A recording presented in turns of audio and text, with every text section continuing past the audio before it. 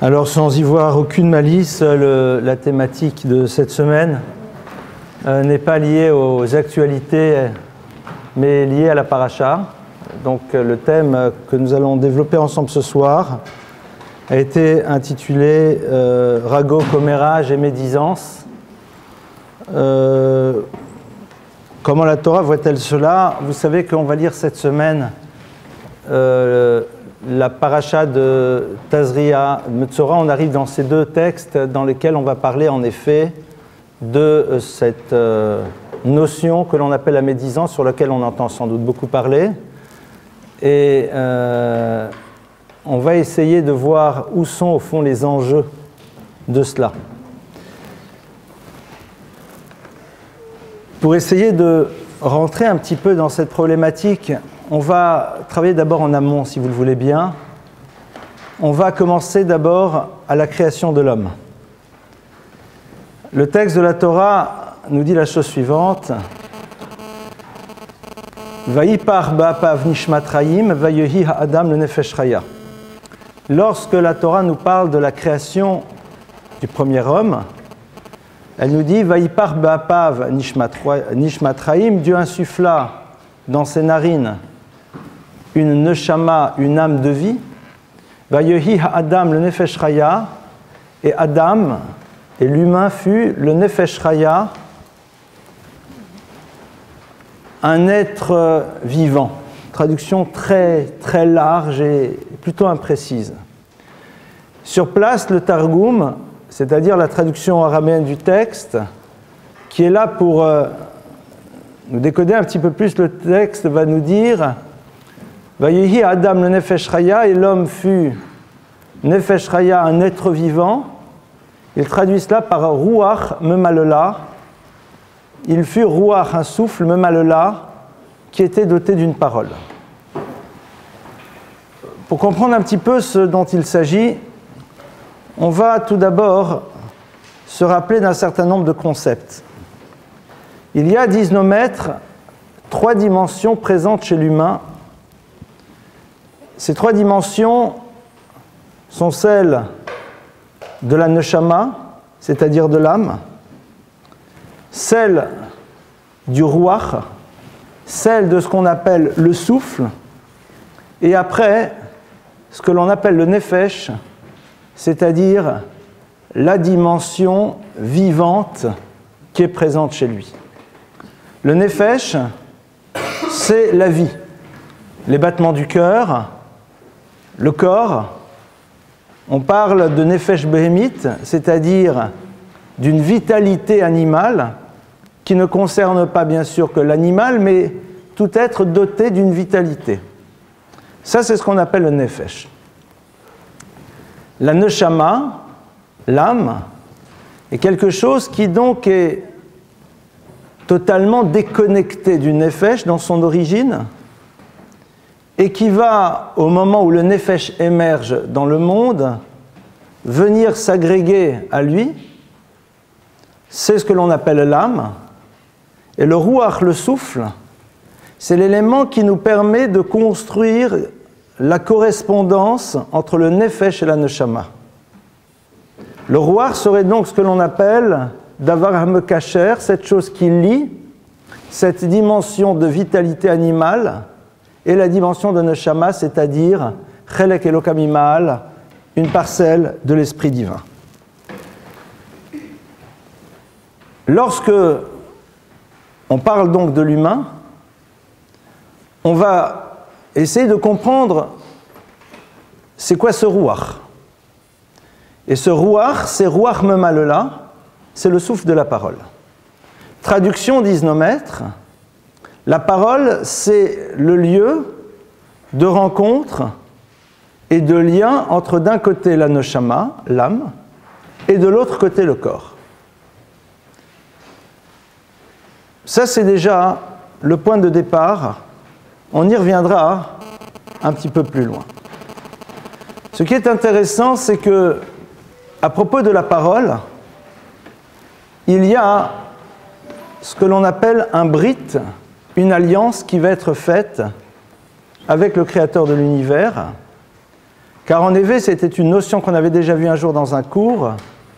Il y a deux choses dans la Torah sur lesquelles on parle de brit, d'alliance. Il y a d'un côté la brit mila, c'est-à-dire la circoncision sur l'organe de reproduction masculin, et il y a ce que l'on appelle brit halachon, c'est-à-dire la circoncision au niveau du lachon, du langage, de la bouche. On retrouve en effet le principe du brit de l'alliance sur les deux. La raison en est très simple, vous vous rappelez, on l'avait évoqué une fois, c'est que les deux ont une fonction particulière, ils sont fécondants. Que ce soit au niveau de l'organe reproducteur masculin ou que ce soit au niveau de la parole. Donc lorsque l'on parle de ruach, c'est-à-dire donc de ce souffle qui définit au fond la parole, on se retrouve en premier lieu confronté à une notion de brit et une notion d'alliance. Qu'est-ce qu'une alliance ? Une alliance se contracte entre deux individus, entre deux êtres, entre deux entités. L'alliance du brit, elle est donc entre le créateur de l'univers et celui qui en est le support, c'est-à-dire l'être humain. Et le brit halachon, c'est la même chose. Pourquoi est-ce qu'on fait une alliance ? À quoi ça sert ? Une alliance, c'est formaliser de manière concrète, d'une manière ou d'une autre, un lien que l'on désire pérenniser entre deux individus. La particularité d'un brit, d'une alliance, c'est qu'elle s'arrête dès lors que les deux éléments qui constituent cette alliance disparaissent. Or, ici, on a d'un côté le Adam, c'est-à-dire non pas l'homme Abraham, l'homme Isaac, mais l'homme, l'humain, et de l'autre côté, on a la présence divine. Donc on est ici dans une alliance qui est éternelle. Qu'est-ce que Dieu désire créer comme lien avec l'humain à travers ce brit? C'est quoi ce lien qu'il veut? Le lien, c'est ce qui va permettre à l'homme de vivre en conscience de la présence du tiers de manière permanente. Et donc l'idée du brit, c'est de savoir vivre en conscience par rapport à la présence de celui avec lequel j'ai contracté cette alliance. De manière très symbolique, si on dit que la bague que porte l'épouse si ça lui fait plaisir aussi, s'appelle une alliance, c'est quoi? C'est pas juste pour que les autres voient, touche pas, c'est déjà pris, mais c'est parce que tout simplement, c'est quelque chose qui est là pour me rappeler qu'il y a la présence d'un tiers.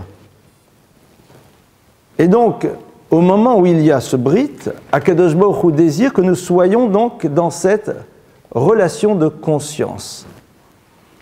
Au niveau de la Brit Mila, c'est dans la relation que l'on a avec soi-même dans le rapport au corps. Au niveau du lachon, au niveau du langage, c'est la conscience que l'on a de la présence du tiers lorsque l'on se retrouve devant un autre tiers, qui est celui à qui l'on parle. La parole, elle s'adresse à. Au moment où je me tourne vers un autre, je dois me rappeler de l'autre avec un grand A.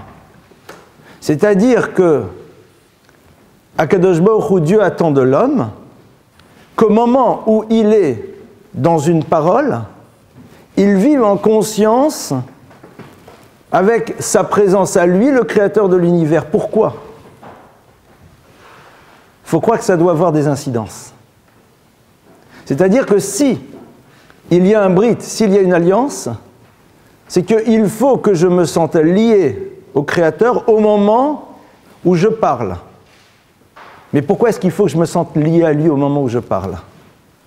Parce que comme ma parole peut créer quelque chose, je suis à l'image du divin, créateur aussi. De la même manière qu'à travers l'organe reproducteur, eh bien, il peut amener un futur, de la même manière, ma parole va créer quelque chose, je suis à l'image du créateur, et donc, il y a une attente que l'humain se calque sur le créateur de l'univers. Le créateur de l'univers, au moment où il le met en place, il le fait sur la base de ce que l'on appelle chesed. Chesed, c'est-à-dire un désir d'altérité de donner. Comme le verset nous dit, Olam chesed ibane, le monde a été créé sur le principe du chesed de l'altérité. Traduit différemment, l'univers, c'est la création qui peut recevoir. Parce que pour pouvoir donner, il faut qu'il y ait un récepteur. Et donc, en créant l'univers, Dieu donne la possibilité à cet attribut de don d'exister parce qu'il y a quelqu'un pour recevoir. Ça, c'est donc notre dimension de création à nous. Je suis dans un monde dans lequel je me dois en effet d'être à l'image de Dieu, c'est-à-dire d'être créateur de quelque chose qui va apporter. Et la première chose qui apporte, ça va être quoi? Ça va être une parole, lorsque je m'adresse à l'autre, lorsque je peux lui apporter, même sans que techniquement parlant, il ne reçoive quoi que ce soit. C'est quoi la force d'une parole?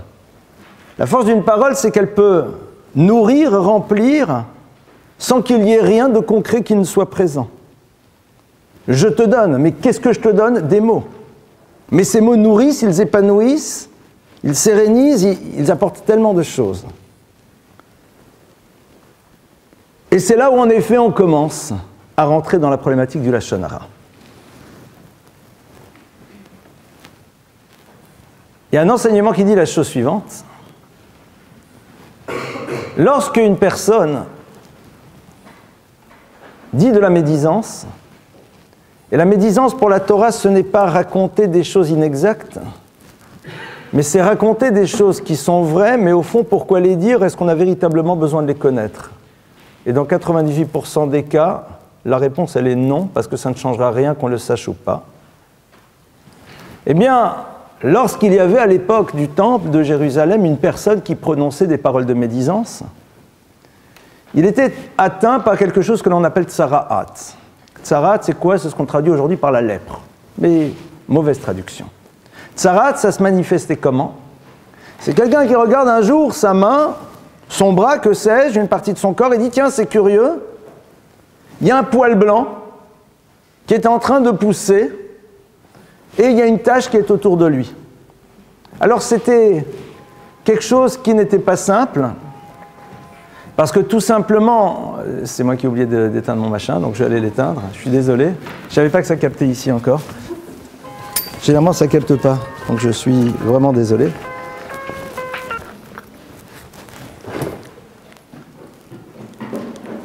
Cette personne-là,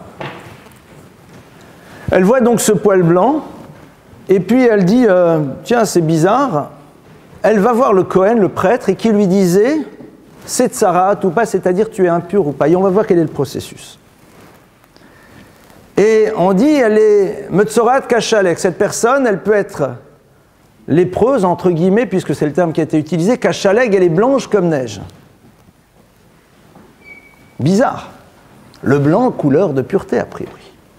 Le blanc, couleur de quelque chose d'extrêmement beau.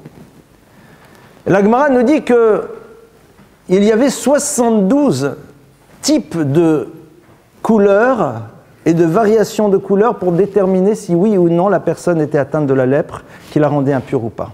Et les prêtres connaissaient toutes ces infimes variations entre le poil, la manière dont il pousse, etc. Il y avait 72. Et 72, c'est la valeur numérique du mot chesed, qui veut dire l'altérité, la bonté. Et en effet, disent nos maîtres, la tsara'at, la lèpre qui est le fruit du Lachon Hara, c'est-à-dire de la médisance, émerge à partir de l'attribut de bonté, qui est quelque chose que l'on voit comme étant blanc, blanc comme neige parce que la neige provient de l'eau, et l'eau c'est quelque chose qui se déverse et qui fait profiter la terre pour qu'elle puisse faire pousser, c'est un des symboles du chesed de l'altérité, et le Lachon Hara provient de ça. Curieux. La notion d'altérité, c'est quelque chose de beau. Alors on nous dit, voilà, il y a 72 variations de couleurs, même valeur numérique que le mot chesed, qui veut dire bonté et altérité. Mais attends, mais qu'est-ce qui se passe? Seulement, il existe ce que l'on appelle chesed de Touma, c'est-à-dire une bonté qui prend son origine dans la Toum'a, c'est-à-dire à l'intérieur de l'impureté. En effet, à un moment, la Torah nous parle de l'immoralité au niveau des mœurs, et quand elle parle de cette immoralité, elle appelle ça un moment chesed. C'est beau. Alors pourquoi c'est interdit? Parce que justement, c'est quelque chose qui n'a pas de limite. C'est quelque chose dans lequel, à un moment, je dis je veux apporter à l'autre, mais je ne suis pas capable, à un moment, de savoir qu'il y a des limites. Et que tout trait de caractère dans lequel on ne pose pas à un moment une limite, pardonnez-moi, peut être quelque chose qui se pervertit complètement. Le Lachon Hara, c'est au fond l'oubli du cadre et de la limite que l'on doit mettre dans le rapport à la parole. C'est une parole qui s'exprime, mais qui ne sait plus à quel moment elle doit s'arrêter et à partir de quel moment elle doit reprendre. À partir de là, on va essayer de rentrer un petit peu plus dans le sujet. Il y a un texte du Talmud qui nous dit « Umagid l'adam masicho » et on relate à l'homme « masicho » quelle est sa conversation. Et disent nos maîtres « Melamed » de là nous apprenons qu'à la fin de la vie de quelqu'un, on remet face à lui la totalité des paroles qu'il a pu émettre et on lui montre la dimension impliquante de ces paroles au niveau de l'univers. C'est-à-dire que, à la fin de la vie, l'homme réalise que ce n'est pas juste qu'un mot, il voit ô combien le mot a pu avoir une dimension bouleversante aussi bien dans l'univers du positif que dans l'univers négatif. Magid l'adam masicho. Et là, c'est souvent trop tard. Pas souvent, c'est trop tard. Parce que ça, c'est après. Le Nefesh HaChaim, Rav Mivolojin, explique la chose suivante et dit que tout l'enjeu de l'être humain est de percevoir la puissance dont il dispose à travers le fait que la parole est un organe de création et que celle-ci transforme les univers et non pas juste parce que lorsque je dis des mots positifs ou négatifs, alors de manière immédiate j'en vois l'impact, mais qu'elle réorganise les univers parce que la parole, en dehors de l'impact direct qu'elle a sur celui qui en est le destinataire, eh bien, rééquilibre ou déséquilibre les mondes dans lesquels nous sommes. Et donc, c'est la raison pour laquelle le texte va nous dire par ailleurs que la vie et la mort sont dans la main de la bouche. Expression curieuse. Normalement, on aurait dû dire la vie et la mort dépendent de la langue, dépendent de l'utilisation des mots que l'on va dire. Or là, il y a un texte curieux du Talmud qui dit Achaim va'amavet, la vie et la mort. Alors là, c'est bien. Beyad, yad, c'est la main. Beyad, c'est dans la main, halachon, de la langue. Achaim va'amavet balachon. La notion du yad, c'est quoi? L'idée de la main représente quoi? La main, c'est ce qui me permet d'atteindre quelque chose qui est au-delà de ma possibilité. Je suis dans un cadre, je suis là, a priori ce livre, je ne peux l'atteindre sauf si je me rappelle que j'ai une main. Ma main me permet d'atteindre des choses qui sont au-delà du périmètre dans lequel je me trouve. Et donc, à travers l'utilisation de ce terme, nos maîtres nous enseignent que la vie et la mort sont et dépendent du lachon, de la bouche. Pourquoi? Parce que la bouche, c'est justement yad, c'est à l'image de cette main. C'est-à-dire, c'est quelque chose qui peut dépasser totalement les frontières et le cadre dans lequel je suis et me permet d'aller toucher d'autres univers que celui dans lequel je me trouve à l'instant T. La vie et la mort, c'est quoi Chaim va'amavet? C'est-à-dire que, et à la fois à travers mes mots, je peux faire exister quelque chose par ailleurs, ou alors je peux le détruire par ailleurs. Seulement, dès le moment où j'ai lancé ma main, je peux la ramener à nouveau à moi, et on n'a pas l'impression que je suis totalement lié à la dimension impliquante de ce qui s'est passé à travers ma bouche. Ça va être donc un autre élément à voir. Il y a un autre texte qui nous dit « Ve'ish lefi mahalalo » c'est un verset qui nous dit « Et l'individu, le fit mahalalo, est fonction de ses louanges. » Qu'est-ce que ça veut dire? La Gemara, les maîtres du Talmud nous disent « Tu veux savoir qui est l'être humain que tu as en face de toi? Le fit mahalalo. Alors observe et regarde sa capacité à faire des louanges. C'est-à-dire, regarde deux choses. D'abord, quels sont ceux qui le louent?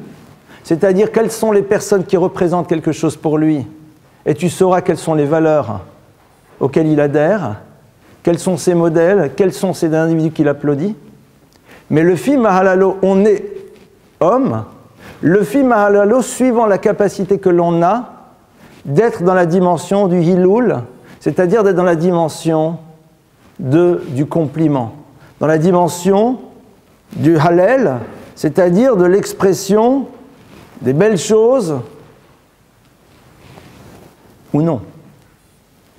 On a ici, dans ces quelques textes, il y a énormément de choses là-dessus. Quelques premières indications sur où se situent au fond les enjeux du rapport à la parole et du drame de ce que l'on appelle le Lashon Hara. En effet, la Gemara nous dit que lorsque Moïse, Moshe, voit le peuple d'Israël confronté à l'exil, confronté à la souffrance, il ne comprend pas. Il dit, mais pourquoi? Pourquoi en Égypte de telles souffrances? Qu'est-ce qui se passe? Et puis à un moment, il y a un fameux épisode qui est le suivant. Vous en rappelez, Moïse avait tué un Égyptien qui lui-même était en train de violenter et de vouloir tuer un Juif, parce qu'il voulait tout simplement tuer le Juif qui était le mari de la femme qu'il convoitait. Moïse tue cet homme.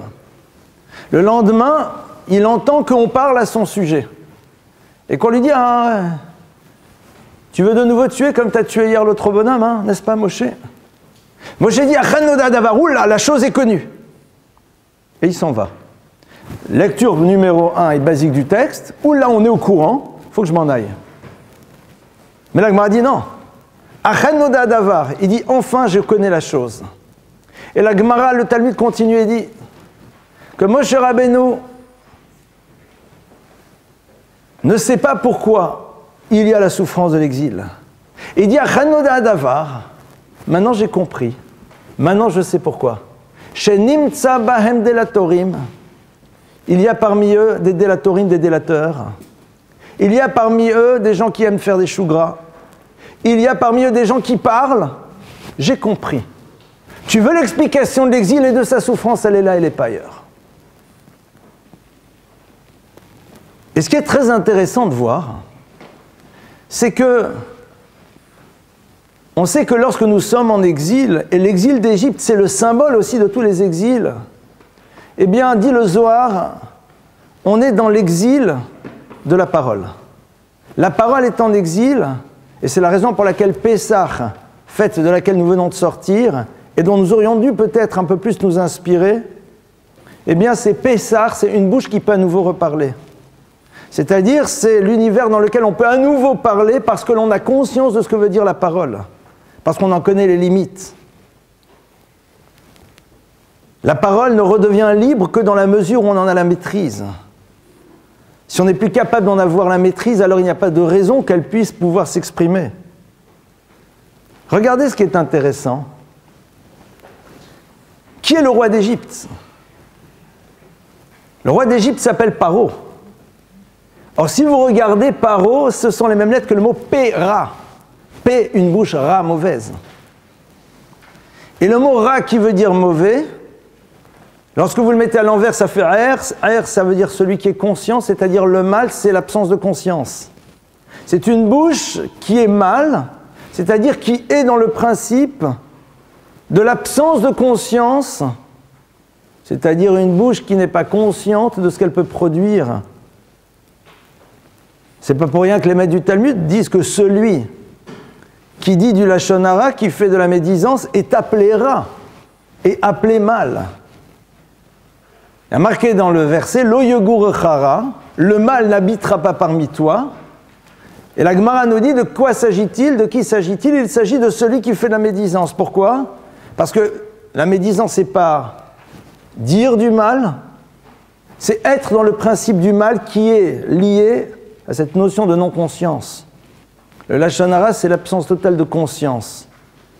C'est celui qui refuse de réaliser.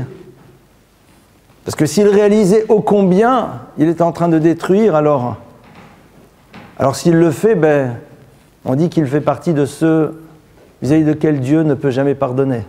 Jamais. Agma nous dit qu'il y a un certain nombre de catégories de personnes qui ne peuvent jamais être mekabel penechrina, c'est-à-dire ne jamais être en contact avec la divinité. Katranafim, Katchakranim, Vekatmes après la Shonara, le groupe des Chanafim, des courtisans, de ceux qui font sans arrêt des flatteries. Katchakranim, l'univers de ceux qui mentent, Vekatmes après la Shonara, et de ceux qui disent du lachon hara, qui disent de la médisance. Ceux-là qui n'espèrent pas être en contact avec le divin, c'est pas possible. Alors Chanafim, on comprend. Chanafim, c'est quoi? C'est celui qui est sans arrêt dans la flatterie, donc qui va être dans l'univers du mensonge, l'univers dans lequel, pour faire plaisir, il dira du mal. Au centre, c'est le lachon hara. Mais quel est le rapport avec le sheker? Quel est le rapport avec le mensonge? Pourquoi le mensonge est là? Parce que celui qui est au centre, le mal par excellence, c'est le lachon hara. C'est la médisance. Alors disent nos maîtres pour la raison suivante, c'est que je ne peux pas dire à un moment de médisance si moi-même je n'ai pas un regard fort sympathique sur moi-même. Si je prenais la mesure de ma petitesse, si je prends la mesure de mes propres erreurs, de mes propres défauts, que je pourrais moi-même être aussi celui que l'on désigne du doigt, parce que j'ai aussi des zones d'ombre dans l'existence, alors je ne joue pas à ce jeu. Je ne joue surtout pas à ce jeu parce que je sais très bien que, attention, l'effet boomerang, il est là. Celui qui, au fond, a conscience que sur lui aussi on pourrait dire, parce qu'il y a des choses à dire, alors celui-là ne peut pas dire sur l'autre. Si je peux dire sur l'autre, c'est qu'au fond, je considère qu'il n'y a rien à dire sur moi, donc je suis un menteur. C'est-à-dire que je suis celui qui ment sur ce que je suis, parce que si je savais ce que j'étais réellement, je n'oserais pas pouvoir dire sur l'autre ce qu'il est ou ce qu'il a fait. Parce que je sais très bien que je pourrais être à sa place. La preuve, c'est que moi aussi. Peut-être pas dans le même domaine, mais dans le même principe. Ça, c'est la notion du ra, du mal par excellence. Et Moshe Rabbeinu dit « Achen noda davar ». La galoute, l'exil, c'est ça. C'est le moment dans lequel on est confronté à quelqu'un qui s'appelle paro, c'est-à-dire nous dit c'est péra, c'est la bouche du mal. C'est-à-dire la bouche de celui qui ne veut pas prendre conscience et qui n'a pas envie de réaliser la dimension impliquante, mais c'est normal. Parce que lui-même, il ne pense jamais pouvoir être, de son côté, être victime. Si tu imagines pouvoir être un jour toi-même victime d'une chose, alors tu prends conscience de ce que tu génères chez l'autre. Et ça crée chez toi une vigilance et tu ne le fais pas. Si tu sors dans un monde, si tu sors du monde dans lequel tu n'es plus dans la chanifout, c'est-à-dire dans ce monde de flatterie dans lequel... Alors, oui, mais sinon, tu es dedans. Et ce qui est intéressant, c'est que paro, eh bien, c'est les mêmes lettres que He'aref. He'aref, c'est quoi? C'est la nuque. La nuque, qui est donc ce qui lie la partie haute de l'être et la partie basse, c'est-à-dire la dimension qui représente la neshama, l'âme, et comme on l'a vu tout à l'heure, la dimension du nefesh. Seulement, la nuque, c'est l'absence de la bouche. C'est-à-dire que paro, il est celui, au fond, qui symbolise l'absence d'une bouche qui peut montrer que l'objectif, c'est de lier la dimension de la neshama à la dimension du gouffre. Pour lui, tout ça, c'est le même principe. C'est-à-dire lorsque, en effet, on oublie qu'il y a une neshama. Lorsque l'on oublie qu'en effet, il y a cette dimension d'âme, et qu'un jour, cette âme se retrouvera devant le Créateur, alors on ne se sent pas mal d'être dans l'univers du péra, de la bouche du mal. Ça ne pose pas de problème. Parce que de toute façon, qu'est-ce qu'on risque? Pas grand-chose. Voilà donc déjà quelques points de réflexion pour commencer à appréhender cette notion-là.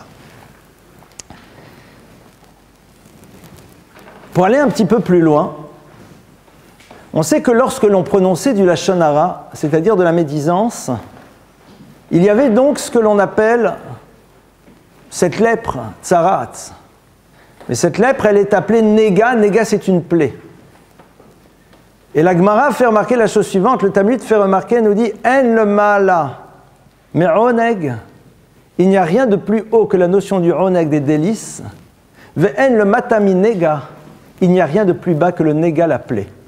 Et vous allez constater de manière assez surprenante que le mot oneg, qui veut dire le délice, ce sont les mêmes lettres que le mot nega qui veut dire cette plaie du Metzora, de celui qui est lépreux parce qu'il a dit du Lashon Hara. Pourquoi? Alors les maîtres de la Kabbalah vont nous faire remarquer la chose suivante. Ils vont faire remarquer que les lettres du mot oneg, qui est la notion de la jouissance absolue, eh bien, Ra'in, Eden, l'Éden, le lieu du plaisir absolu. Nun, Nahar, le fleuve. Gimel, Gan, qui veut dire l'arbre, le jardin. Et lorsque vous regardez le texte de la Torah, Venahar yotse me'eden le hashkot et agan. Il y a marqué, il y a un fleuve, sort du Eden pour pouvoir être mashké, c'est-à-dire pour pouvoir arroser et agan, le jardin. Très bien, et donc Nega, qui est donc cette plaie du Metzora, de celui qui a fait de la médisance, c'est Nahar, c'est en premier lieu le fleuve, Gimel, le Gan, c'est-à-dire le jardin, et en troisième lieu le Eden, c'est-à-dire le lieu de jouissance par excellence. Et en effet, nos maîtres disent que ces deux philosophies d'existence qui sont radicalement différentes. Le oneg, c'est d'abord le Eden. Eden, c'est quoi? C'est la finalité. Gan be Eden, le jardin dans le Eden. C'est la dimension ultime de la vie de l'homme, dans laquelle on se retrouve dès le début de l'histoire avec Adam, mais pour nous, c'est la dimension ultime. Le Nun, le Nahar, le fleuve, c'est donc cet élément qui est là et qui nous permet d'y accéder. Le fleuve, c'est l'eau. Et l'eau, c'est l'eau de la Torah.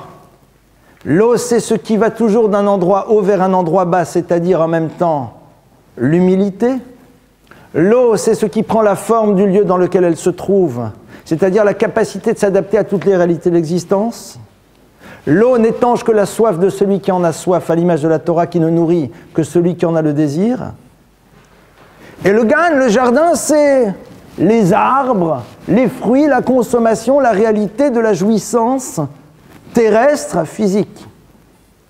Le oneg, le plaisir ultime, ne se construit que lorsque on a mis les choses claires dans notre tête. Quand dans notre vie, on a d'abord fixé l'objectif final, vers quoi on tend, et qu'on a réalisé que l'élément essentiel pour pouvoir y accéder, c'était le Nahar, le fleuve. Et qu'après, il y a une réalité de monde dans lequel on se trouve, qui est celui dans lequel on est, c'est-à-dire le monde de la matérialité. Le Nega, la plaie, c'est quoi? Alors c'est intéressant, ça commence par le Nun de Nahar. C'est-à-dire, Nahar, a priori, c'est le fleuve, c'est... Seulement, ce qui est très intéressant, c'est de voir que, en effet, on ne parle pas de celui qui ne voit pas dans la spiritualité quelque chose d'important. Seulement, il voit à l'intérieur d'une Torah, ici-bas, une finalité. C'est-à-dire que ce qui l'intéresse, au fond, c'est d'installer dans sa vie quelque chose qui lui donnera un bien-être. La religion, quoi. C'est-à-dire, c'est celui qui, en effet, n'est peut-être pas nécessairement que dans une vie dans laquelle l'essentiel, c'est le matériel, je vais juste manger, dormir, et puis ça s'arrête là. Il y a une forme de raffinement, il y a un désir de quelque chose d'autre. Et son but, c'est ça, c'est-à-dire de faire en telle sorte que dans la vie, il y ait aussi une dimension spirituelle, parce que ça permet de mieux vivre. Mais le le point de départ qui est de savoir qu'il y a une finalité absolue, il n'a pas vraiment mis en place, quoi. Ça arrive à la fin. C'est-à-dire que le Lashon Hara, on ne le retrouve pas nécessairement que dans l'univers bas de gamme. On ne le trouve pas nécessairement que dans l'univers dans lequel, en effet, on pense qu'à manger et à boire, voire même à la limite, dans cet univers-là, chacun sa vie, chacun son chemin. Non, non. Il est dans un univers dans lequel il y a une forme de réflexion, de pensée. Mais la dimension du Eden, c'est-à-dire de la finalité ultime de l'humain, n'a jamais été posée. À partir du moment où la dimension de finalité ultime de l'humain n'a jamais été posée, alors on construit une vie dans laquelle on va mettre en place un certain nombre d'éléments pour que cette vie nous remplisse. Une vie dans laquelle il y a la présence de l'art, d'une certaine forme de spiritualité, de religiosité, qui au fond, font qu'on ne se sent pas trop mal, quoi. Mais le principe même de la finalité n'a jamais été mis en place. Et ce qui est très intéressant, c'est que la Gemara nous dit que le Lashon Hara, la médisance, est complètement lié à la dimension de la gava, de l'orgueil.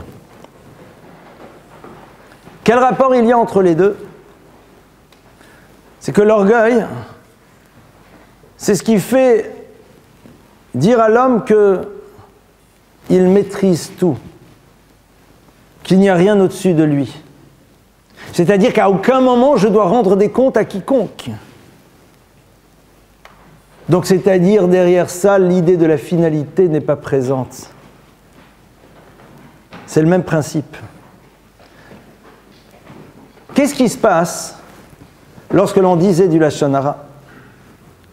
Eh bien, la Torah nous dit que la personne, au moment où elle était atteinte de cette lèpre, elle allait voir le Kohen, le prêtre, et lui disait « Tamé, tu es impur ». Et à ce moment-là, il y a quelque chose de très curieux. C'est que la personne sort du temple et doit crier partout « Tamé, Tamé, je suis impur, je suis impur ». Et ça va même plus loin. Le texte nous dit « Badad yeshev michutz lamachane ». Badad, solitaire, yeshev, il devrait être installé michutz lamachane, à l'extérieur du camp.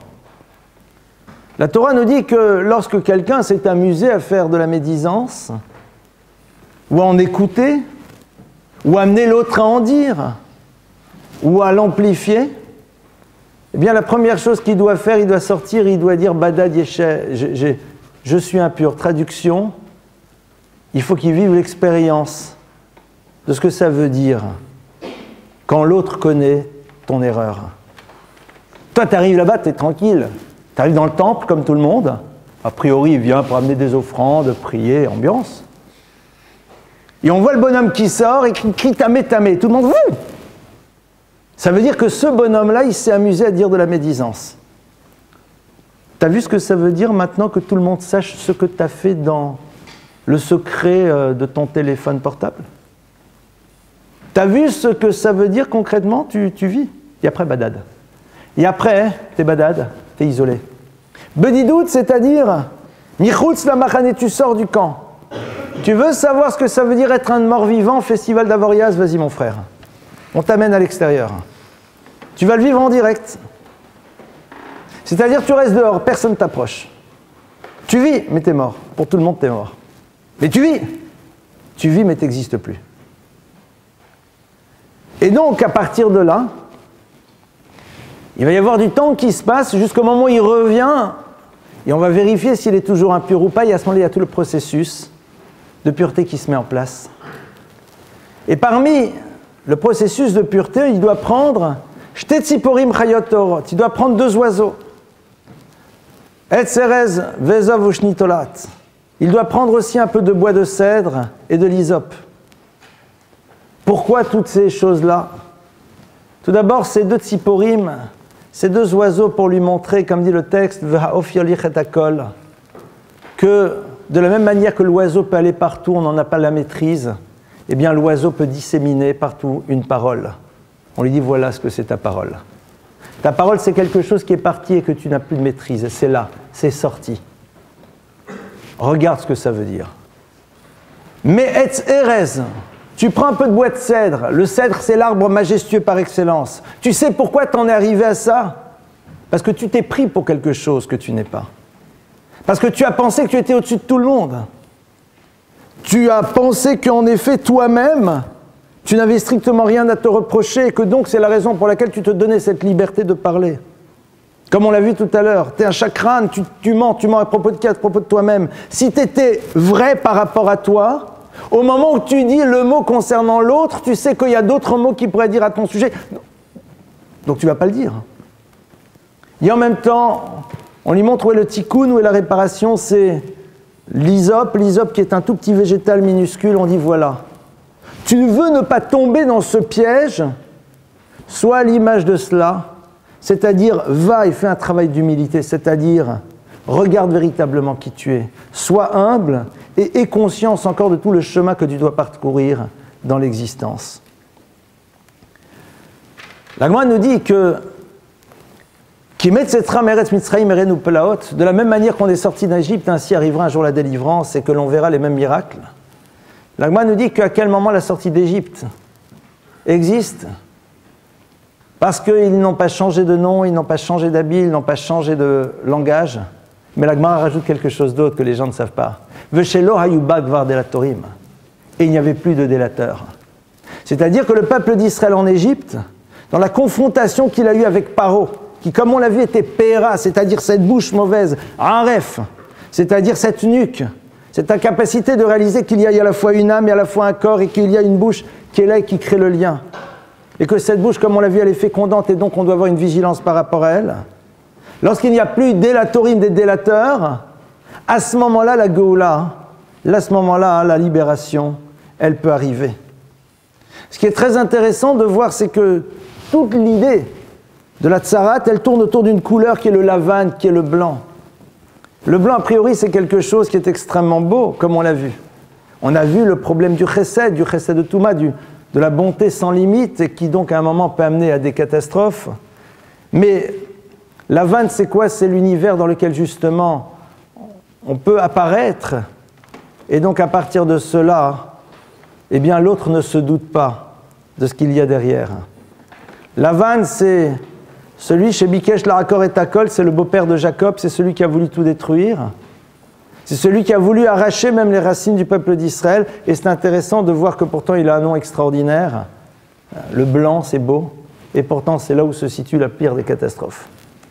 Qu'est-ce qui fait qu'au fond, on est intéressé aujourd'hui, non seulement à dire du Lachon Hara, mais à en écouter aussi et à le propager?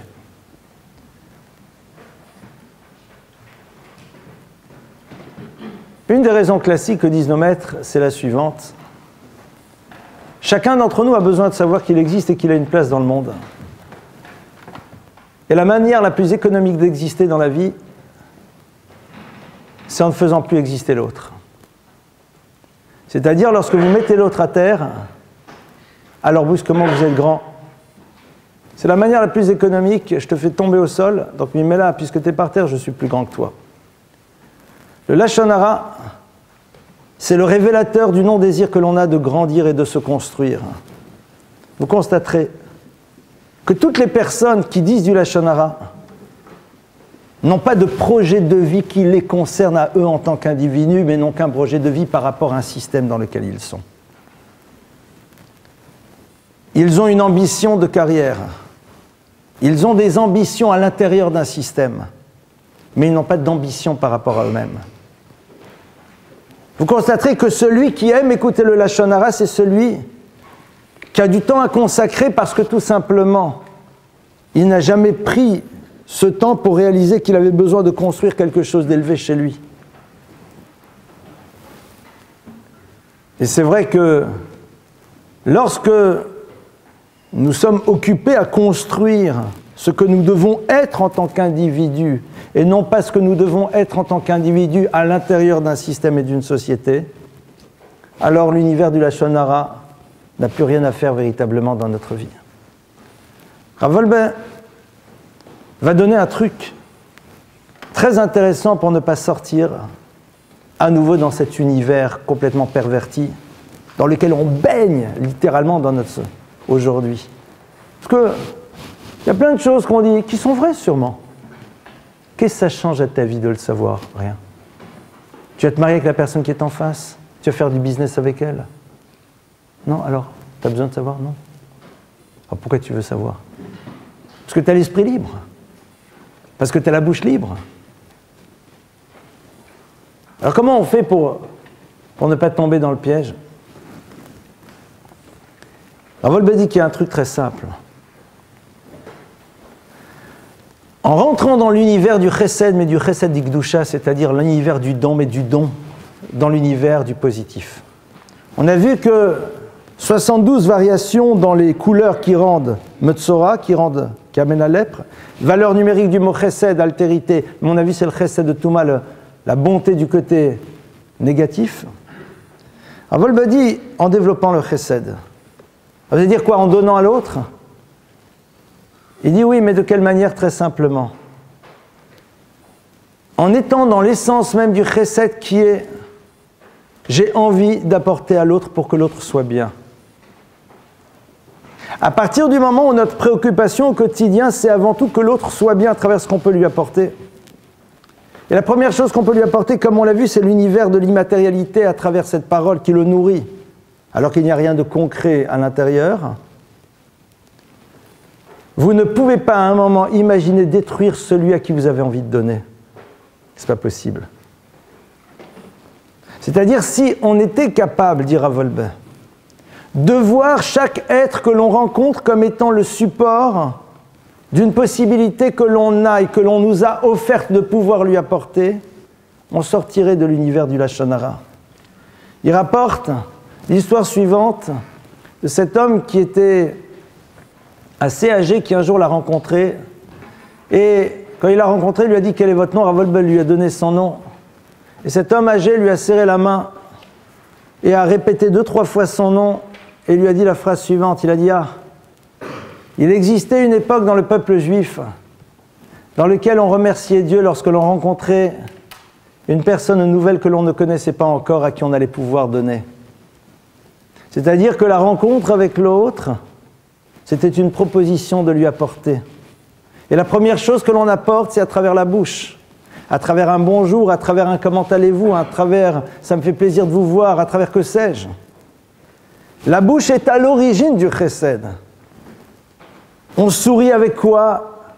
Avec la bouche, avec les lèvres. On ne sourit pas avec le nez, pas avec les oreilles. Il y a des gens qui savent, mais moi je n'ai jamais vu. C'est avec les mots que l'on dit des choses. Donc l'organe du chesed dont on dispose tous, il est là, il est présent.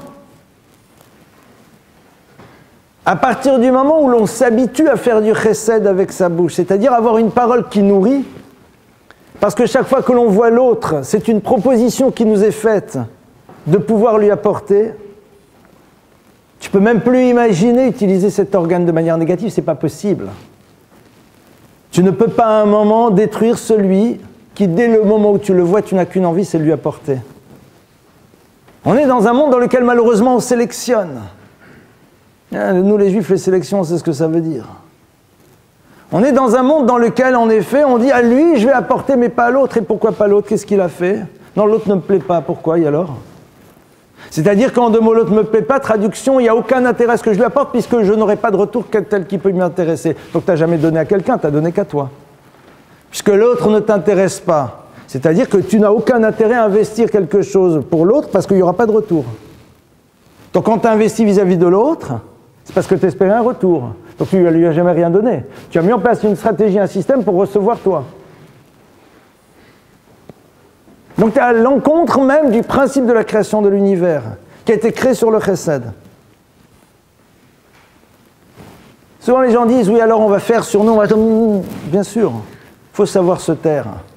Il faut savoir ne pas écouter. La Gemara nous dit, si on a des lobes d'oreilles, c'est pas juste pour pouvoir alimenter le commerce des bijoutiers, aujourd'hui pour femmes et aussi pour hommes, mais c'est parce que tout simplement le lobe d'oreille, il est là pour pouvoir pénétrer l'intérieur du conduit auditif et bloquer notre écoute. Vous savez à quoi ça sert les oreillettes qu'on a aujourd'hui? C'est pour pouvoir augmenter le son quand quelqu'un veut nous dire. Mais généralement, quand quelqu'un veut nous dire, comme par hasard, on dit « bouge pas, je vais écouter ce que tu vas dire ».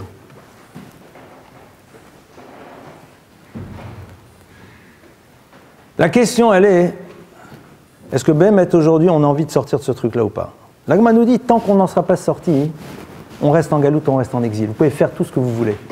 Aller 10 fois en Israël sur le kéver du rabbin, X, Y, Z, prier, faire 12 000 télim, super, c'est très bien, faites-le, ça vous fait plaisir. C'est une bonne chose. La galoute, elle reste. La galoute, elle reste, elle ne peut pas bouger. Parce qu'on est toujours dans la racine de la galoute, qui a commencé en Égypte. Péra, la bouche qui est mauvaise. Mais on a un truc. Et ce truc, entre autres, comme on l'a vu, c'est être dans l'univers du chesed. Et du chesed par la bouche, du chesed par les mots. Ah, c'est vrai qu'on est dans un monde dans lequel on a tellement peu de sujets que, encore heureux qu'il y a les autres, parce que sinon, de quoi on parlerait? Pardonnez-moi de le dire, c'est pitoyable. C'est-à-dire qu'en dehors de ce qui se passe dans la vie de l'autre, t'as rien à dire. En dehors de recommenter à nouveau ce qui se dit, t'as pas d'autres paroles. Mais alors t'es quoi? De quoi tu t'es nourri? Quelles sont les idées qui t'agitent, que tu veux partager? Vous avez les gens, ils sont autour d'une table, de quoi ils parlent? De ce qui se passe, mais jamais de ce qu'ils pensent. Et quand ils pensent sur ce qui se passe. Et même quand ils croient penser, ils ne pensent rien du tout, ils ne sont que les haut-parleurs de ce que des autres leur ont dit de penser, dans un sens comme dans un autre. Dis bravo, dis pas bravo, dis c'est super, dis c'est mal, soutien, super. Et toi, t'es où là-dedans? C'est-à-dire qu'à un moment, dans l'univers du Lachon Hara, l'homme n'est plus. Parce que ce qu'il définit, c'est-à-dire ce qu'il va créer, c'est pas là. Si cette dimension était présente, il n'y aurait pas de possibilité de Lachon Hara, parce que l'espace serait occupé par une autre parole. Parce que l'espace serait occupé par d'autres mots. Vous savez, il y a un maître qui s'appelle le Chafetz Chaim.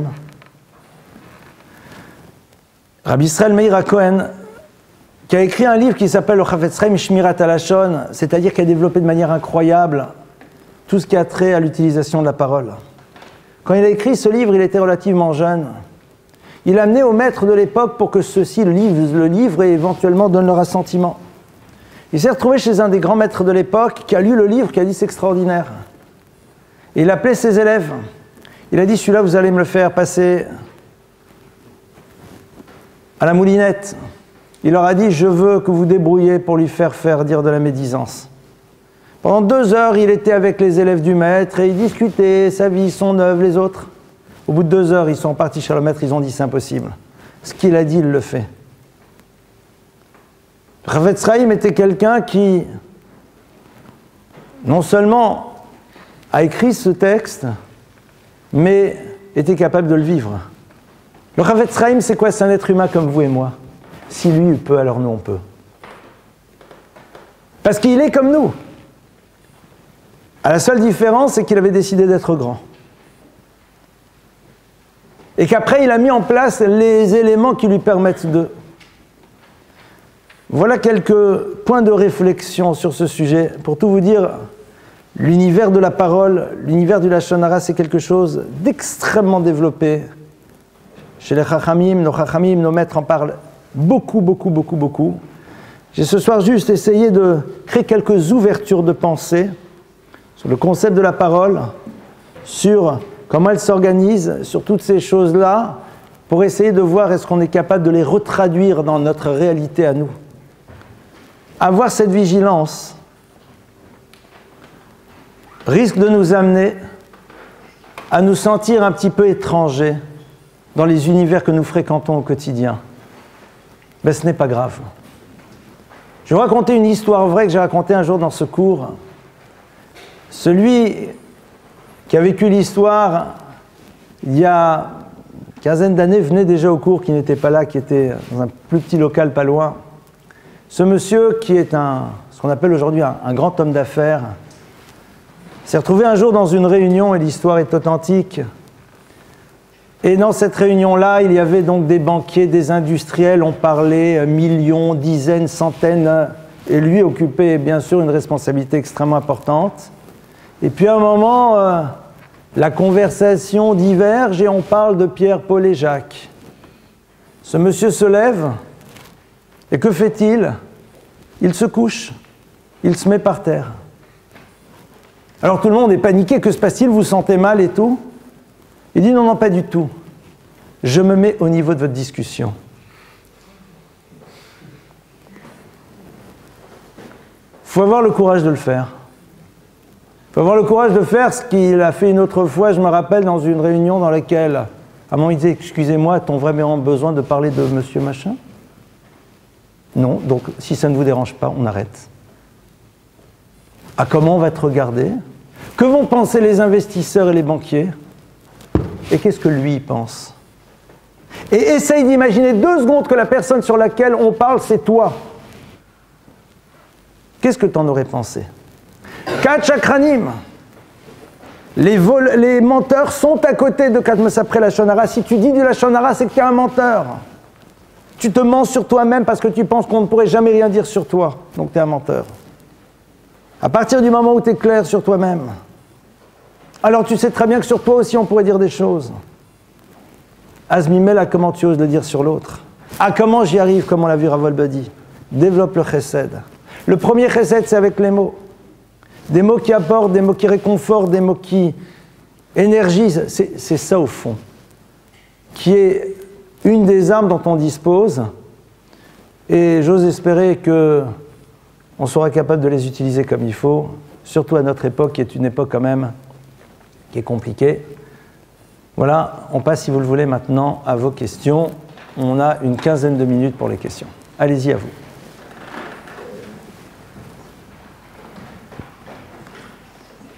Vous pouvez parler, hein.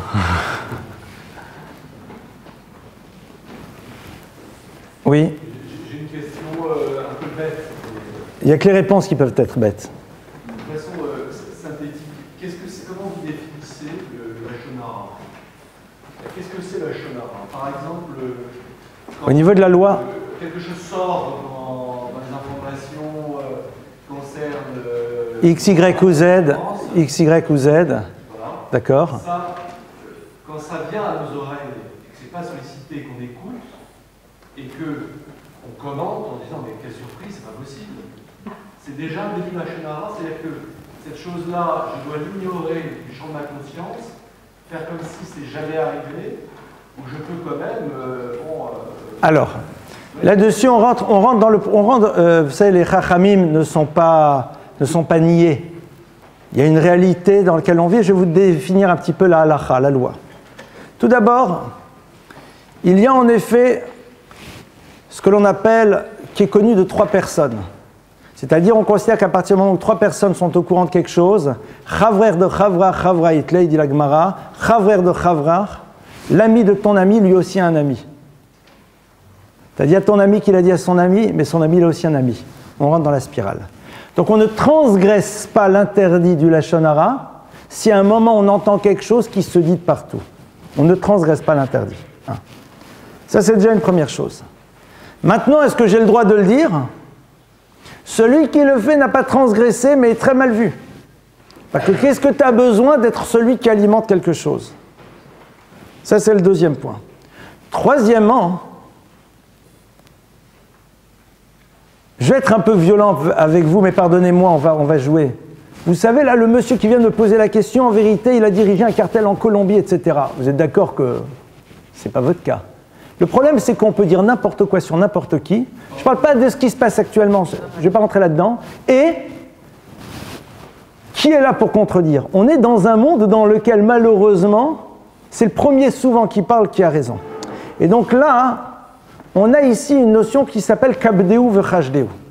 Kabdeu, c'est-à-dire continue à honorer l'autre comme auparavant. Vechashdeu et soupçonne-le. Soupçonne-le pourquoi?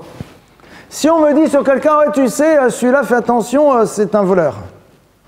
Je n'ai pas le droit d'y croire. Mais je ne suis pas obligé de le faire dormir à côté de l'argenterie. C'est-à-dire qu'à un moment, j'intègre la possibilité que ça soit vrai pour me protéger, c'est tout. Mais en dehors de ça, je l'invite. Parce que si je ne le fais pas dormir près de l'argenterie, c'est qu'il est chez moi. C'est-à-dire que je l'invite. A priori, c'est quelqu'un de bien. Mais des fois que éventuellement, ce qu'on a dit, c'est pas complètement faux, j'ai pas une mitzvah qui me pique l'argenterie. Donc je le fais dormir dans une chambre sans argenterie. C'est un petit peu ça. Maintenant, il y a aussi une chose. Et moi, c'est quelque chose qui m'a toujours beaucoup étonné. Vous savez, vous avez des gens qui arrivent et vous disent, moi avant, j'étais un juif, je connaissais rien à mon judaïsme, je me moquais de tout, le porc, les huîtres, les machins, l'ambiance, tout ce que vous voulez. Maintenant, j'ai fait tchouva. J'ai commencé à faire un retour, j'ai arrêté, je reviens à la religion, on le regarde, ouais, c'est génial, c'est génial. Et quand quelqu'un est quelqu'un de bien, il dit, vous savez, il a piqué dans la caisse, mais il vient et vous dit, vous savez, je le regrette, hein, profondément, je ne le referai plus, je vous prends. Ah non, non, non. Depuis quand quelqu'un n'a pas le droit de faire tchouva, n'a pas le droit de se repentir? Ça ne veut pas dire que pour autant ce qu'il a fait, c'était bien. On est dans un monde dans lequel on considère que les gens, lorsqu'ils ont fait des erreurs, n'ont pas le droit de se repentir, enfin que certains et pas d'autres. Alors, après, ce qui se passe actuellement dans les ambiances françaises avec les problèmes de représentativité, tout ça, c'est malheureux, mais c'est les problèmes de politique avec un petit P, d'accord? Mais dans l'absolu, après on va dire, est-ce que quelqu'un peut dire, je rentre pas là-dedans, ça m'intéresse pas du tout, du tout, du tout, du tout. Moi je parle de halakha. L'halakha dit, kabdou vechashdou. Honore-le et suspecte-le. Suspecte-le. Si concrètement il ne s'agit pas d'un problème de vol, qu'est-ce que ça peut me faire? Rien, donc ça ne me pose aucun problème. Bonjour, comment allez-vous? Ça me fait très plaisir de vous voir. La Torah ne crée pas de casier judiciaire, je vous rappelle. Les maîtres du Moussard disent, Gam le Ganav, Yeshulchan Aruch, un voleur aussi, a un code de loi qui le concerne. C'est marqué où dans la halakha que quand quelqu'un a volé, il faut le dire partout? C'est marqué où? Montrez-moi le texte de halakha où c'est marqué. Il n'existe pas. Quelqu'un qui a volé, il doit rembourser. Ça y est. Point. Ce qui est très intéressant, c'est qu'on est dans un monde dans lequel on ne veut pas regarder ce que la halakha elle dit. Ah bien sûr, l'autre, c'est un gars, c'est une pourriture, c'est un escroc depuis 20 ans, il escroque, il escroque, Bon, il vaut mieux que ça se sache pour que tout le monde se protège, mais il y a quelque chose ici qui est quand même de la finesse à avoir. Vous savez, moi j'ai eu la chance de fréquenter des maîtres et d'être proche d'un certain nombre, et donc d'être avec eux au quotidien. Et j'ai vu comment... Quand parfois ils étaient obligés d'entendre certaines choses parce qu'ils n'avaient pas le choix, parce qu'ils devaient gérer des situations, mais ça les embêtait. Mais qu'est-ce que ça les embêtait? Mais ils étaient mal, c'était insupportable. Ils n'étaient pas là en train de se dire oui et encore. Ce pour les champs, les babines. Ils étaient là, ils n'avaient pas le choix. Vous croyez que c'est amusant quand quelqu'un, vous êtes en tant que rave, vous dit, et si vous dit à propos de quelqu'un, ben c'est votre parole. Hein. Vous savez, c'est comme les gens quand ils viennent et ils disent « Ah oui, je voulais vous parler, dans mon couple, il y a tel et tel truc, mon mari, ma machin, etc. » Alors souvent, je leur dis « Oui. » Donc, d'après ce que vous m'avez dit, si ce que vous me dites est vrai, donc. Ils disent « Comment, mais je vous l'ai dit ?» Je dis « Oui, ben, si ce que vous me dites est vrai. » Les gens ont l'impression que comme ils l'ont dit, c'est que c'est vrai. Et que moi, je suis obligé d'accepter que c'est vrai. Attends. Ah mais il a dit, hein? Ouais, et alors? Moi aussi, je peux dire plein de choses. Ah mais attendez, mais... Ah, il n'y a jamais de fumée sans feu, c'est faux. Ça, je peux vous assurer en tant que rave qu'il y a de la fumée, parfois, et il n'y a pas de feu. Il n'y a rien. David HaMelech dit la chose suivante. David HaMelech dit, Bakami malay merim tishmana oznai. Et tout ce que je dis, n'y voyez pas des interprétations par rapport aux événements qui se passent actuellement. Aucun rapport. Aucun rapport. On travaille sur le concept, qu'on soit bien clair. David HaMelech dit, qu'on se lève contre moi, mes ennemis, que mes oreilles écoutent. Qu'est-ce que David HaMelech dit? David HaMelech dit, quand j'entends des ennemis parler mal sur moi, mes oreilles doivent les écouter. Pourquoi? David HaMelech dit, c'est évident que si ce sont mes ennemis, ce qu'ils disent sur moi, c'est faux. Ils font ça pour me faire du mal. Mais je dois quand même écouter. Parce qu'il y a peut-être 0,01% qui me concerne. Les gens disent sur quelqu'un, c'est un grand égoïste, il ne pense qu'à lui. Vous savez que vous n'êtes pas égoïste. Seulement, vous réalisez, peut-être en réfléchissant bien, l'égoïsme, c'est quoi? C'est penser à son intérêt. Alors je réalise que parfois, quand je suis invité, j'ai plus facilement tendance à aller dans des endroits dans lesquels je sais que c'est plus agréable que dans des endroits dans lesquels ça sera moins agréable. Que si j'ai le choix, j'irai peut-être plus dans la salle de réception qui est dans le 9-2 que dans le 9-3. D'accord? C'est un peu égoïste quand même ce truc-là. Donc tu es concerné un peu. De très loin, c'est 0,1%. C'est-à-dire que on doit toujours entendre, il y a toujours un zeste de quelque chose sur lequel on doit faire un travail personnel. C'est fondamental. Après,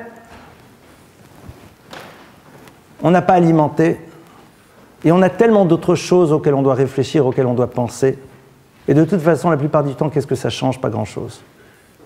Oui?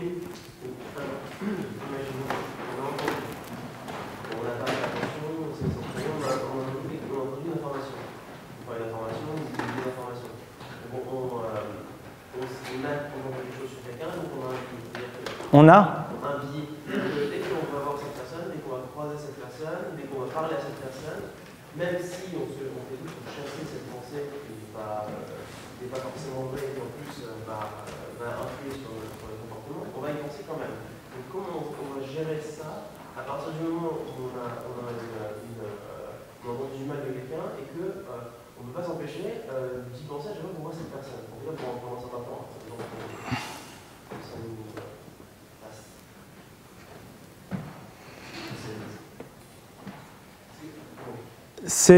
Ta question est donc, qu'est-ce qu'on fait quand on a entendu quelque chose qui peut être faux, mais qui malgré tout a un impact sur la manière dont on regarde l'autre? C'est le drame. C'est le drame du Lachon Hara. C'est le drame du Lachon Hara, c'est qu'il altère. Même consciemment, on sait que c'est pas forcément vrai, on sait qu'on ne devrait pas en tenir compte, mais quand même, on se rend compte que tout Ravolbe explique que concrètement, on peut sortir de ça à partir du moment où tous les jours, on cherche d'abord à voir les éléments positifs de l'autre, et qu'on se rappelle que qu'il n'y a pas d'individu sur terre qui n'a fait que du bien, qui n'a jamais fauté. Chacun d'entre nous. Donc on dit oui, très bien, peut-être que c'est vrai, peut-être que c'est faux, et alors, et moi aussi j'ai des choses qui ne sont pas bien.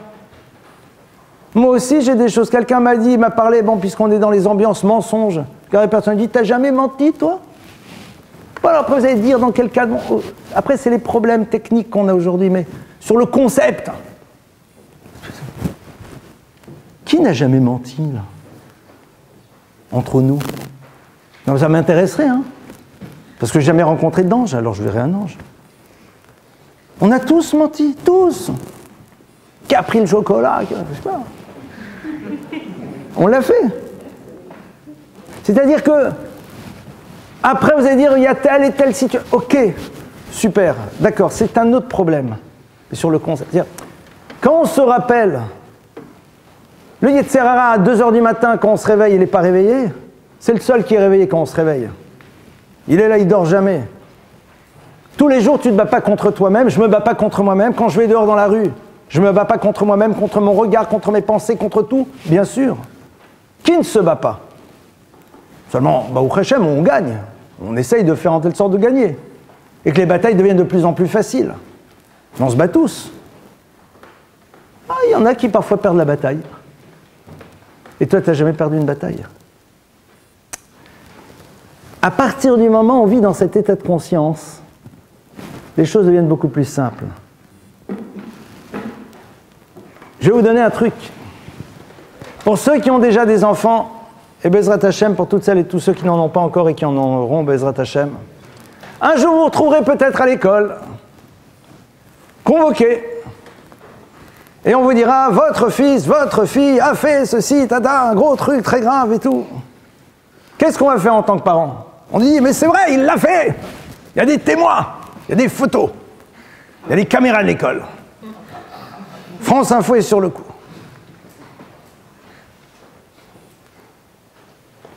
Qu'est-ce qu'on fait? Ben on fait un truc très simple. On dira peut-être. Mais par ailleurs, il est gentil, il est sympathique, il a quand même des qualités cet enfant. Il n'est pas que ça. Qu'est-ce qu'on va faire? On fera que ça. Parce qu'on ne va pas dire. Mediapart l'a dit, alors ça ne peut être que vrai, bien sûr. Quand le pourri dit, alors il peut avoir que raison. Très bien. Mais à côté... Non, mais c'est vrai, ce qu'il a fait, c'est très grave, ok, le gosse, c'est sûr. C'est grave, c'est pas bien, ça doit être sanctionné, vous avez raison. Mais il n'est que ça. Vous allez voir comment est-ce qu'on va se battre en tant que parents. Vous allez voir comment est-ce qu'on va tout faire pour essayer d'eux. C'est le même principe. Si on arrive à le faire dans notre tête par rapport à l'autre, alors les choses, elles sont différentes. Mais il y a un autre truc. C'est de la même manière que quand le matin tu te lèves, dans ta tefila, tu dis à Kadosh Baruch Hu, al tevienu lideni sayon, ne nous amène pas une épreuve. Et la plupart du temps, on pense à quelle épreuve? L'épreuve de la famine, l'épreuve de la pauvreté, l'épreuve... Non, non, ne m'amène pas dans une situation dans laquelle je pourrais fauter. Fais en telle sorte que quand l'autre il veut m'appeler pour me raconter une histoire, comme par hasard, il y a une panne sur SFR. Fais en telle sorte que quand je rentre dans ma voiture, la radio se casse. Fais en telle sorte que quand j'ai envie de surfer sur le site croustillant de nouvelles, etc., à ce moment-là, on m'appelle pour une réunion d'urgence. Tous les matins, on doit faire la tefila pour ça. Akadosh Baruch Hu fait en telle sorte qu'on se retrouve le moins dans ce type d'épreuve.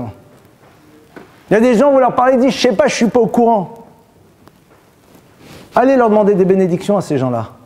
Ça veut dire que leur tefila, elle marche. Parce que s'il n'est pas au courant, alors que tout le monde il est au courant, c'est qu'Akadosh Baruch Hu, il le protège. Mais pourquoi il le protège? Parce que tous les jours, il lui demande. Et quand tous les jours, vous demandez quelque chose avec insistance, alors vous faites en telle sorte que ces choses aussi n'arrivent pas, ou beaucoup moins. Ça, c'est un choix. Mais ça, on peut le faire que dans la mesure où notre vie elle est remplie d'autres choses. Fais en telle sorte que mes énergies ne soient pas occupées à écouter ce qui se passe sans arrêt ailleurs, que ma bouche ne soit pas sans arrêt occupée à cracher son venin au nom de la liberté d'expression. Ça, c'est un choix. Ça, c'est un choix. Après, chaque personne, ce qu'elle fait, elle a des comptes à rendre à elle, à Akadosh Baruch Hu, parfois au peuple juif, etc. Et tout, c'est un deuxième problème. Mais le Klal Yisrael, il doit se poser la question du Lashon Hara. Autre question? Oui. Au début du cours, vous avez introduit la notion en disant que si on allait rentrer en business avec quelqu'un, ou si on allait se marier avec quelqu'un, donc là, ça avait une importance, c'était un peu ce qui était sous-entendu. Oui. Du coup, si par exemple, on va se mettre en business avec quelqu'un, imaginons, et qu'une personne vous dit, attention, il a fait ci, il a fait ça, dans l'idée de protéger et non pas de médire. Est-ce que du coup, comme les intentions sont bonnes, entre guillemets, du coup, on voit les choses un peu différemment? Alors, si les intentions sont bonnes, c'est pour nous protéger, qu'est-ce qu'on en pense? Tout d'abord, je rappelle que l'enfer est pavé de bonnes intentions. Ça, c'est déjà un premier point, il ne faut pas l'oublier. Il se trouve que, bon, je suis Rav, et que, en tant que Rav, les gens m'appellent parfois pour me poser des questions de halakha. Alors, ce qui est très intéressant, c'est que j'ai très souvent des questions de viande, de lait, de petites cuillères, de Shabbat, de machin, de trucs. J'ai pas mal de trucs, sur plein de choses. Mais des questions comme ça, j'en ai fort peu, malheureusement. Ça m'arrive. Et souvent, c'est des gens qui ne sont pas très pratiquants qui m'appellent. Et qui me disent, voilà, est-ce que j'ai le droit de dire ou pas? Je sais que telle personne va travailler chez telle personne, et il y a 3 ans, il a travaillé chez moi, et ça s'est mal passé. Dois-je? Ai-je le droit? Qu'est-ce que je fais? Et je vous assure que c'est à ce moment-là où je suis heureux d'avoir mes maîtres, pour entendre la question, commencer à y réfléchir, et me tourner vers mes maîtres. Parce que ça, c'est des choses sur lesquelles je ne joue pas. Parce que la petite cuillère, au pire, on la jette. Et ça se rachète. Mais une vie, une fois qu'on l'a jetée, ça ne se rachète jamais. On joue avec la vie de quelqu'un. On joue avec sa vie. La vie de lui, de sa femme, de ses gosses, etc. et tout, de sa parnassa. Et oui, non, mais c'est sûr, hein, on peut. Ça s'appelle un rotser, ça s'appelle un assassin.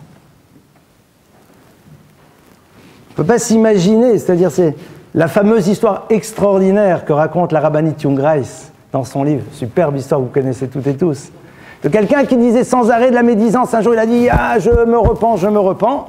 Comment vais-je faire? Je vais voir le rabbin. Monsieur le rabbin, comment puis-je me faire pardonner ?» Le rabbin dit « C'est très simple. » Ah, génial, pour une fois que les rabbins ont des choses simples à proposer. Tu vas acheter un coussin rempli de plumes d'oie. De plumes, tout simple. Ah, il dit « Ah, super, c'est un truc kabbalistique. » Donc il va acheter le coussin. Il dit « Maintenant j'ai acheté, je fais quoi ?» Il dit « Alors tu vois, dans le village, tu vas, mais devant chaque maison, attention, tu poses 2 plumes. Donc le gars, il sort devant chaque maison, de plumes, de plumes, de plumes. Il revient 2 heures après, monsieur le rabbin, j'ai fait, qu'est-ce que je dois faire? T'attends 10 minutes. Bon. Il dit, il se passe peut-être des choses dans les mondes supérieurs. Et il dit maintenant, tu sors avec la thé vide et tu vas rechercher toutes les plumes. Il sort 10 minutes après, il dit, monsieur le rabbin, mais elles se sont toutes envolées les plumes. Le rabbin lui dit, c'est ça le problème. Tu te repenses sur quoi maintenant? Comment tu peux réparer? Comment tu peux réparer? C'est dit, c'est sorti. Il y a une histoire que je raconte dans mon livre, qui est l'histoire suivante, une histoire vraie. Il y avait un maître qui avait une caisse de prêt. Il prêtait aux gens. Un jour, un tailleur est venu chez lui emprunter une somme d'argent importante. Le maître avait un carnet, il note, le tailleur, tel jour m'a emprunté, il s'engage tel jour à me le rendre. Très bien, tout va bien. Et puis, très bien, tout va bien. 2-3 jours avant la date d'échéance, le tailleur arrive, toque à la porte du rave. Le rave est plongé dans son étude, il n'ose pas trop le déranger, mais en même temps, ça y est, il a l'argent, même 2-3 jours avant, il veut le lui rendre, donc il dit, rave, voilà l'argent, il pose, et... merci, super, merci beaucoup. Et le rabbin se remet dans son étude et oublie. Et l'argent était posé sur un livre, et le rabbin ouvre les livres, ferme les livres, et ferme ce livre, range le livre, et amnésique, quoi, se rappelle pas. Et 2-3 jours après, il ouvre le carnet. Tiens, aujourd'hui, le tailleur doit me rembourser. Bon, il n'est pas venu aujourd'hui, il viendra peut-être demain. Et puis 1 semaine après, il n'est pas là, c'est pas son argent, c'est l'argent qu'il prête, il faut qu'il rende, il appelle. Il lui dit, mais je t'ai rendu. Je vous ai rendu. Il dit, mais jamais. Mais si, t'as le jour. Jamais de la vie. Le problème, c'est quoi? C'est que dans cette scène-là, il y avait quelqu'un qui était présent, autre que le rave et le tailleur. Le rave lui a dit, écoute, je suis très ennuyé, il a dit, mais je vous promets, je l'ai remboursé et j'ai pas de quoi vous rembourser une 2e fois. Le rave a dit, bon, d'accord, écoute, ça me fait beaucoup de peine, mais bon, d'accord, allez, c'est moi qui vais mettre mon argent dans la caisse. L'autre dit, mais je vous promets, je vous jure, je suis prêt à jurer devant le Sefer Torah. Le rave a dit, non, c'est bon, je veux pas que tu fasses en plus un faux serment. Et bien sûr, le bonhomme qui est là, t'es au courant, hein, le tailleur, hein, quelle honte, hein, l'argent, hein, prêt à jurer, hein, et le rave, hein, et tu te rends compte, effet direct, plus de clients. Le tailleur sort de la ville, plus de Parnassa, il part avec ses enfants à la cata. 2 ans se passent, le rave étudie, sort un livre, ouvre le livre, une enveloppe tombe. Qu'est-ce que c'est ça? Et il voit l'écriture, et il se rappelle de tout, il est comme un fou. Il appelle, le tailleur, il s'excuse, il est effondré. Le tailleur, il dit, le mal est fait.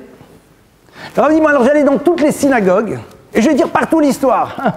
Le tailleur, il dit, mais vous savez ce qu'ils vont dire les gens? Vous avez vu comment le rave, c'est un grand sadique, c'est quelqu'un de super bien, comme il a vu que le tailleur, à cause de sa faute, d'avoir volé le rave, il a perdu son business, alors il invente une histoire pour protéger le tailleur. C'est ce qu'on aurait dit hein, entre nous. Vous, je sais pas, mais moi je sais que je l'aurais dit malheureusement. Alors elle lui dit, t'as raison, qu'est-ce qu'on fait? Et le rave le regarde, lui dit, dis-moi, t'as des enfants? Il dit, ouais. Il dit, quel âge ils ont? Il lui donne les âges. Il dit, tiens, c'est intéressant, t'as un garçon qui a plus ou moins le même âge que ma fille. Alors écoute, ils vont se rencontrer. S'ils se plaisent, qu'ils se marient. Et à cette époque, il n'y avait pas Facebook, il n'y avait pas les études comparatives. Si on se plaisait, qu'on voulait aller dans la même direction, et que l'autre nous plaisait, c'est-à-dire qu'au gala et autres closers ne se baladaient pas pour avoir des images retouchées par ordinateur qui nous font rêver, mais qui nous font aimer le papier glacé sans plus. Ils se sont rencontrés, ils ne sont plus, ils ont dit pourquoi pas on se marie. La fille du grand rave et le fils du petit tailleur. Le rave a dit comme ça, au moins tout le monde saura que l'histoire, telle que je vais la raconter maintenant, est vraie. Il a fallu ça. Il y a 2 enseignements. D'abord, c'est qu'un shidour, ça se gère au ciel. Mais pour montrer comment c'est difficile. Donc c'est pour ça que, oui, parfois la halakha nous dit que, mais attention, pourquoi je le dis, à qui je le dis, de quelle manière je le dis, comment je le dis. Vous ne pouvez pas vous imaginer, ah vous allez dire, mais non, on a vu des rabbins, des grandes barbes qui disaient du lachon hara, de la médisance, et alors? Et alors? Ben alors, il a tort. alors c'est une faute. Ah, mais c'est un rabbin, et alors? On est là et on se protège. Et si le rabbin demain il saute par la fenêtre, tu sautes par la fenêtre? Et si le rabbin il frappe sa femme, tu frappes ta femme? Et si le rabbin... Tu fais ou tu fais pas? Non? Alors ça aussi tu fais pas. Ah, ça m'intéresse de temps à autre d'avoir des gens qui me permettent de me donner cette liberté.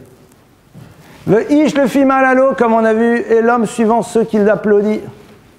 Si c'est celui-là que tu applaudis, si c'est celui-là qui est ta référence, alors tu sais ce qui est fondamental pour toi. Mais c'est sûr que lorsqu'il y a en effet une obligation de dire, on doit dire. On sait que quelqu'un se retrouve dans une histoire et qu'il est face à quelqu'un qui est une crapule, on doit le lui faire savoir. Mais appelons un rave qui connaît son travail, et il y en a peu, et qui saura en effet bien réfléchir aux tenants et aux aboutissants.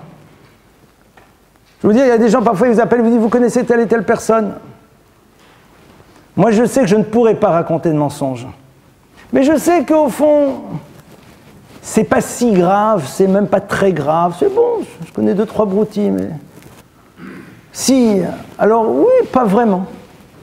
Parce que moi, je pourrais pas lui mentir. Mais s'il ne le sait pas, c'est pas grave. Vraiment, mais il faut en être sûr, il ne s'agit pas de choses. Mais on est là. D'un côté, tu n'as pas le droit de mentir. D'un autre côté, si tu dis à l'autre, tu sais qu'à un moment, celui-là, dans sa vie, il était un peu borderline. Ça va l'angoisser, alors que tu sais très bien que l'autre, il était borderline à 19 ans parce qu'il a fait sa petite crise. Il n'y a pas d'enjeu, il n'y a rien derrière. Il faut en être sûr. Nous, les questions les plus lourdes de l'halakha, elles sont là. En dehors de celles qui engagent la vie et la mort physique des gens. Elles sont là. Parce que c'est la vie et la mort spirituelle ou la vie et la mort tout court des gens. Donc, oui, parfois, il y a une obligation de dire. Mais la halakha le définit de manière extrêmement claire. Autre question? Oui. Est-ce que la passivité et l'humanité ne sont pas propices au lâcher et que le contraire... Comme on l'a vu tout à l'heure, si la tête n'est pas remplie, si on a du temps, alors il faut bien l'utiliser malheureusement. Oui. Entendre du Lachon Hara, alors la halakha pure dirait que peut-être pas, mais les maîtres de la Kabbale disent que le Lachon Hara soit dit sur un juif, sur un non-juif, venant de X, de Y, Z, c'est pas intéressant. Pourquoi? Parce qu'on construit un système dans lequel on s'habitue à certaines choses. C'est-à-dire que à un moment, la vie de l'autre ne m'intéresse pas. Et je finis là-dessus, regardez, je finis là-dessus. Il y a marqué comme ça. Il y a marqué à propos de Bilam. Bilam, c'est le prophète des nations, c'est celui qui veut assimiler le peuple juif. Vayar et bnei Yisrael shochen lishvatav. Vayisam shalo vayomar. Neum hagever shetumain. Matovu alecha yakom mishkenotecha Israël. Je ne vais pas vous faire tous les versets là. Vayar et bnei Yisrael shochen lishvatav, dit le pasuk. Bilam, la voie de la haine par excellence. C'est la voie de la haine, c'est la voie de la destruction. Il est là, il observe le peuple juif qu'il veut maudire. Et il voit Bnei Israël, les enfants d'Israël, Shochen, l'Ishvatav, qui est installé, l'Ishvatav, avec ses différentes tribus. À ce moment-là, il dit combien sont belles tes tantes Jacob. La plus grande bénédiction, c'est lui qui l'a dit. Qu'est-ce qu'il a vu? Dit la Gemara, Ra'a she'en pitrehen mechuvanim zelazeh. Il a vu que les portes des tentes n'étaient pas orientées les unes vers les autres. Que dans sa structure architecturale au niveau d'une collectivité, le Klal Israël s'organisait pour ne pas être tenté de voir ce qu'il y a chez l'autre. Ça ne m'intéresse pas. Mais comme je sais que malheureusement, quand on est face à l'autre, on a tendance à voir et généralement on voit ce qui ne va pas. Alors le Klal Israël, il a fait, quand Bilam il a dit ça, quand Bilam il a vu ça, quand il a vu que le Klal Israël était capable de dire je m'installe de telle manière à ce que je ne puisse pas voir ce qui se passe chez l'autre. Alors il dit, Matovu alecha Yaakov, que sont belles tes tentes Yaakov, mishkenotecha, tes sanctuaires, peuple d'Israël. Voilà. L'enjeu, il est là. Et ça, c'est à nous de le mettre en place, personne d'autre. Très bien, on se retrouve Bezrat Hashem la semaine prochaine.